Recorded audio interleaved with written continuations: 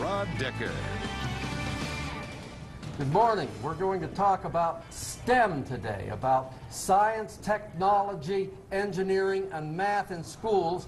Try to make kids better at those things. We have a story about it. We'll play that now. Succeed when we have more scientists, technicians, and engineers. Coalition of Utah Business Leaders is running ads for STEM, science, technology, engineering, and math. Governor Gary Herbert says that's where the jobs are. These are really good paying jobs. So Utah is trying to get kids to be scientists or to get a technical education. Run it, see it work. So far, Utah has paid for a test run of computer programs to help kids grades 7 through 12 learn math. STEM administrators claim kids with computers learn 7% to 17% more than kids in ordinary math classes. What do you want to be when you grow up? I want to be an animal scientist. I want to study plants. And another part of STEM is to try to talk kids into wanting to be scientists or engineers or mathematicians. So businessmen are running ads and schools are trying to tell kids hard classes now will make for a better future. Okay, we have three people who know about this with us today. Sitting next to me, Tammy Getz, who's the executive director of STEM and who's running the program for now. Sitting next to her, Mr. Jeff Nelson, who is the chairman of the board. And in addition, he's president and CEO of Nelson Labs. He does biotechnology stuff. And sitting next to him, Representative Val Peterson, a Republican from Utah County. He sponsored this in the legislature, and in addition, he's a vice president at Utah Valley University. Let me begin by asking you, how much did it cost you? You did this pilot program with kids. And how does it work? How does it work that you've got a computer? How does that teach kids math? Well, so a lot of the cost was $8.5 million. $8.5 million. That was funded out of Representative. He got you the money. Yes, okay. from Peterson's bill, and it was $8.5 million one-time funding. And the idea was to gain a knowledge and understanding of how digital learning tools can help students gain greater achievement and success in math through immediate feedback. And okay, I'm an 8th grader. What, 8th graders nowadays, when I was in 8th grade I studied algebra, but now they do that in the 6th grade or something like that. 8th grade does what? Plane geometry? I don't know, something like that. Okay, how does it work that it teaches me geometry? Val, do you want to defer? I mean, you've seen a lot of these technologies. I haven't had a chance. I'm acting director, and I haven't had a chance to see a lot of these yet, just in the last week. So with this, you can sit at a computer. It'll give you a problem that you go ahead and solve. It gives you immediate feedback, and then it identifies where you've made that mistake in that problem, and then it helps you understand by giving you additional questions with where your mistake was, so that then you start to learn what you need to do differently as you've solved that equation. Okay, now the kids have a teacher. It's not, this isn't the computer instead of the teacher, this is computer plus a teacher. Computer plus a teacher, because we all know that teachers are key in the classroom, and so this is just a resource, a tool that the teacher has to be able to understand where her class or his class is and what they need to do differently. How many kids in this pilot program? You know? I don't know the exact number off the cuff, but there's a broad range of kids that are included from a number of schools. Yeah, thousands. Several thousand.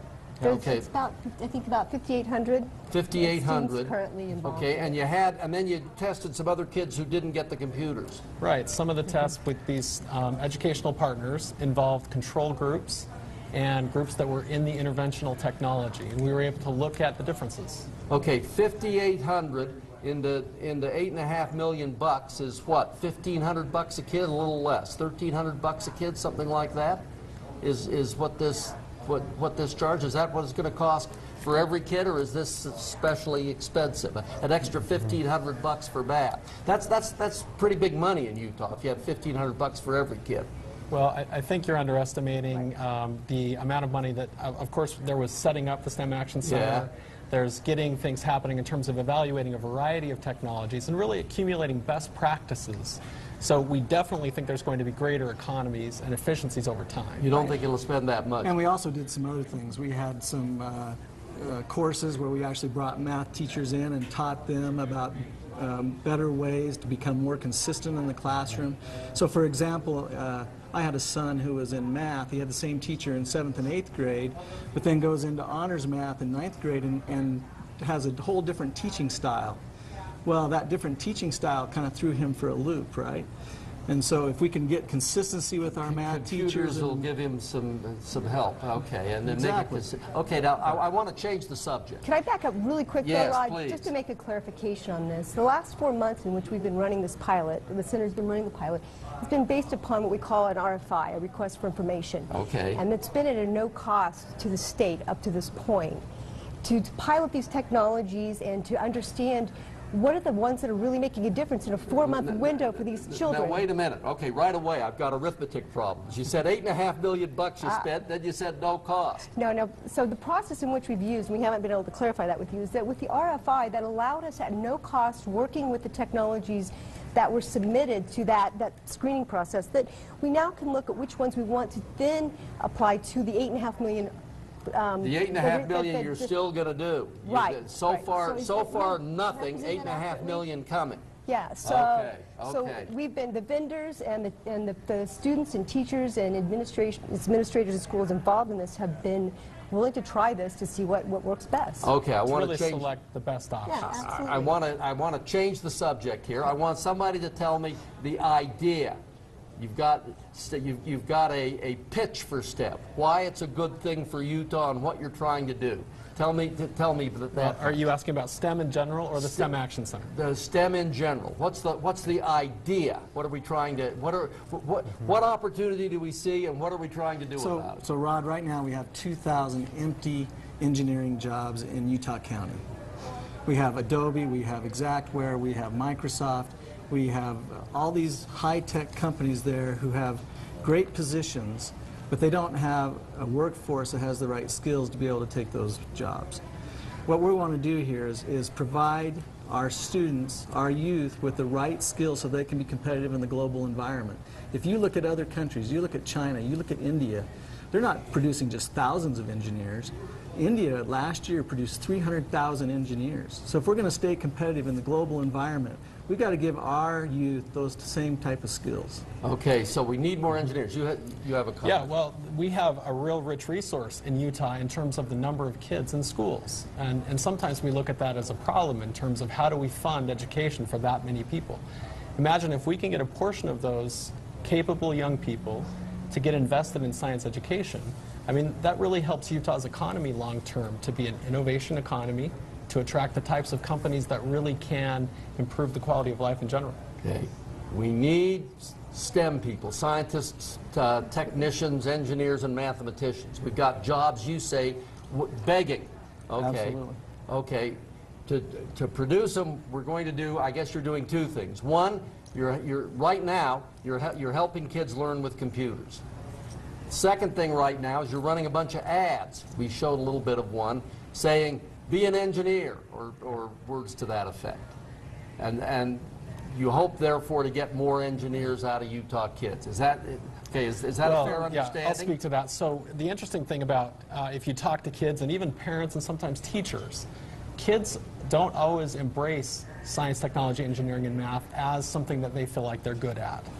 That may be an understatement. Yeah, the ads are designed to encourage and inspire kids to understand that they have potential to be successful in these types of topics.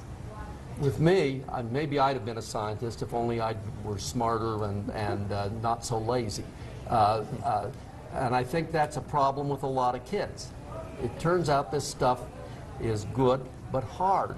Right. Well, the other thing is we know that when we're losing kids is 6th, 7th, and 8th grade in math. That's the years that make the difference in whether or not they're going to be successful in mathematics or not. And so this last year we've really focused in on those age groups because if they don't get the right concepts then, it's much harder to get them later. Ms. Getz, you had a comment. Well, I was going to say, too, I mean, I think the science and the math are an important part of that acronym of STEM, but I think what we're really trying to do, too, is that to engage students to understand why they need to learn math. It's much easier to take on a challenging topic like math when you understand what you can do with it, the problems you can solve, and the quality of life issues that you can be a part of as a child. Fran Lebowitz says, in real life there is no such thing as algebra. And for a lot of people, that's simply true. I would guess that most adults couldn't pass a 7th grade algebra test. And nonetheless, they're not in jail, they're not broke. Things work out for them. But if you look at the skill sets that like IM Flash and Adobe need, they need people that can do that math, that can do algebra, that can do calculus on a daily basis. Those are the types of skills that they're utilizing. We're going, go ahead. You also see throughout the world great innovation, changes in technology, paradigm shifts come from those individuals who understand the language of their world, which is science, technology, engineering, and math. We're going to take a commercial break. I want to talk about that. We're going to take a commercial break, and then we'll be back, and we're talking about education, science, technology, engineering, and math. Make your kids smart. We'll be back after this. About education, science, technology, engineering, and math. On my right, Tammy Getz, who's executive director. Sitting next to her, Jeff Nelson, a businessman that owns Nelson Labs, and he's chairman of the board. And Representative Val Peterson, who is an administrator at Utah Valley University, and who's the representative who got $10 million for STEM, got the thing going. We have a question here from Corey Holdaway, an educator. Hey, STEM is great, but we need to get the training to the teachers to implement it. What's going to happen with that? Okay, are you going to have enough? Do you have enough teachers, good teachers, to make kids good at science, technology, engineering, and math? Let me ask you. So last year, if you look at the original bill, we had some money in there for professional development and help developing teachers, and that piece got cut out last year. But we're really working this year as we start to work on the second bill to try to put some money in there for professional development, because we know that teachers are key in the classroom. And so they've got to be able to teach these concepts, they've got to understand these concepts, they've got to understand how to implement these technologies in the classroom in order for them to be successful. So it is one of our goals to be able to do some professional development with our teachers. Teachers ask this a lot. Do you know, do you have an idea where we stand on having enough good teachers to pull this thing off? Well, I think we have a lot of excellent teachers. Okay. But again, we face this challenge, especially in Utah, with so many students, that if we can empower teachers with technologies, with solutions that help them as great craftspeople to have powerful tools, we think there can be even better outcomes. Here's a question from Representative Jennifer Seelig. What about the arts? I think that may be the most asked question. Does this mean you're going to have a bunch of geeks who don't know, who've never heard of William Shakespeare? You know, if you want me to, I can Please, fill this one first. I mean, the arts are an important part of the arts, humanities, the social sciences are very important to STEM, because I always tell people, when you're doing science, technology, engineering, and math, it's done in a social and cultural environment. So you can't ignore the arts and humanities. They have to be a part of anything you do in STEM, because we don't do it in a vacuum. Everything we do in a technology development, in science and math, at some point in time, you're going to be addressed with some of the social and cultural implications of the work that you do. As a practical matter in schools, where our resources are stretched as they are, as you continually point out, is this going to mean more resources into science, technology, engineering, and math, fewer resources into arts and literature and getting along with people? I certainly don't believe so. I'm a big fan of the arts. I actually serve on the Utah Shakespeare Festival board. And so none of us want to defer resources from arts. But we're focused on trying to help with STEM, and that's our priority right now.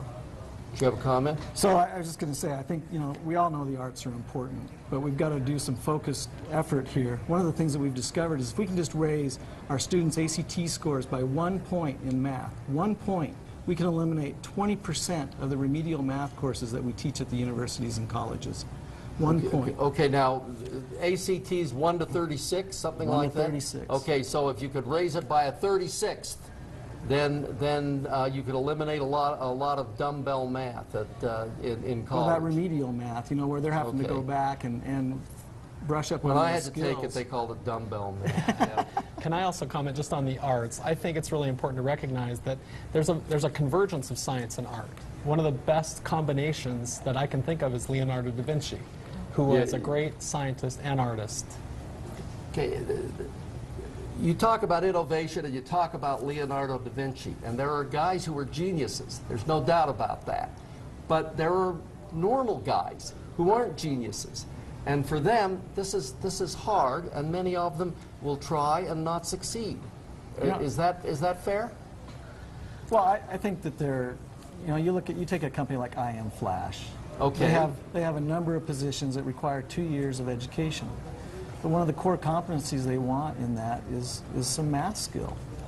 And so one of the reasons you're seeing this focus from us is that in order for us to be competitive on that world economic stage, we've got to be able to instill some of those skills into our students. And so there's got to be some focus in this. And I think that one of the things that the STEM bill did was create some focus from the education community, from the business community, from policymakers. And so coming together, this is something that I think that we can improve.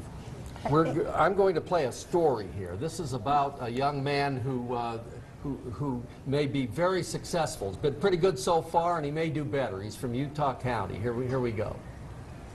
So Can maybe move this up here. okay. Robert Ney has a knack for computer programming. A friend's dad suggested that I make an iPhone game, and I thought that would be something fun to try. That suggestion turned into much more for Robert, who's now 17 years old and a junior at Maple Mountain High School in Spanish Fort. It was just crazy to think that so many people out there were playing something that I'd made.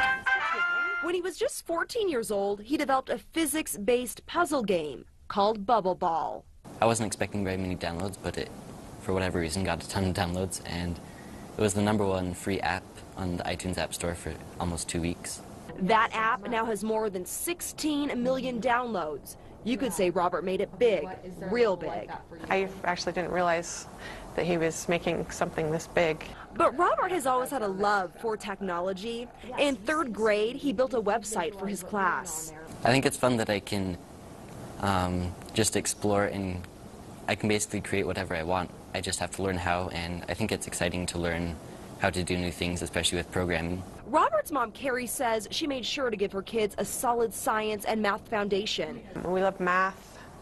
I would even give him math workbooks to do extra stuff in the summer. Since Robert's success with Bubble Ball, he created an app to help promote Thanksgiving Point's Museum of Natural Curiosity. And he created a spelling app for his kindergarten teacher to use with her students. I think it's cool to see little kids using my app and see the enjoyment that they have when they're learning their words. Robert also started his own company called Ney Games. He's added an in-app purchase option to his free Bubble Ball app, which allows users to buy more levels. And that in turn has put a little extra money in Robert's pocket. Users can also create their own Bubble Ball levels. There's been several hundred levels that people have submitted, and it's a lot of fun to see the different things that people come up with. Robert develops these apps after school, after homework, and after extracurricular activities. But I enjoy it, so I find places to fit it in. And he's inspiring others along the way. And I think it's really been inspiring to a lot of people that, hey, anybody can do app development, even a kid. For 2 News, I'm Holly Menino. You had a comment. Well, I think that one of the perceptions that I worry about is that you have to be a genius to be successful with STEM. And there are lots of geniuses that we see, and they do wonderful things. But I truly believe that kids can be successful at math. They don't have to be geniuses to be successful with STEM in general. Do they have need a to teacher. be smart? I think you need to understand the concepts, and you need a guide and tools that can help you to be successful. You don't have to be a genius. You don't have to be above average in smarts to be successful. You don't have to be above average to be good at math. I don't know as I believe that. I think most people who are good at math are smarter than average. I think it's a common perception, but I think with the right instruction, with a focus and consistency, anyone could be successful at math. Okay. I agree. That's true. We've got a question here from Representative Joel Briscoe. Will spending $300 million to give every child their own personal computer actually improve student performance? Now, I'm going to explain a little bit about that question. Mr. Briscoe is a Democrat, and he's sort of poking a little bit, I think, at Speaker of the House Becky Lockhart, who's a Republican, and who suggested maybe we should spend $300 million and get every kid a computer. He says, is that what we want? Would you comment on the $300 million for a computer for every kid? Well, obviously one of the things that we're looking at in the legislature is whether or not we should put a tablet in every child and student's hand. And one of the things you got to think about is right now we're spending a tremendous amount of money just on textbooks. So every year we spend $35 million in the state of Utah on textbooks. Is there a better way to deliver that? I think that there's a number of things that you do when you look at that. The other day I was in a store, and there was a child there that was 3 years old. And what did the child have in its hand? It had a tablet.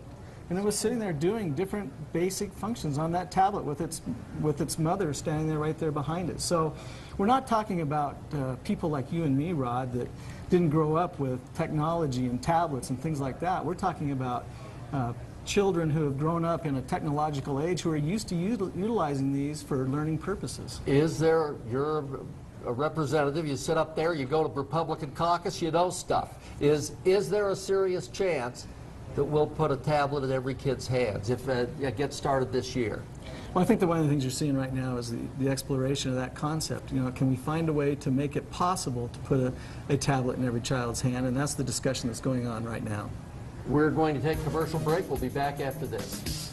We're back. Tammy Getz, talk about the institution. What about the STEM Center?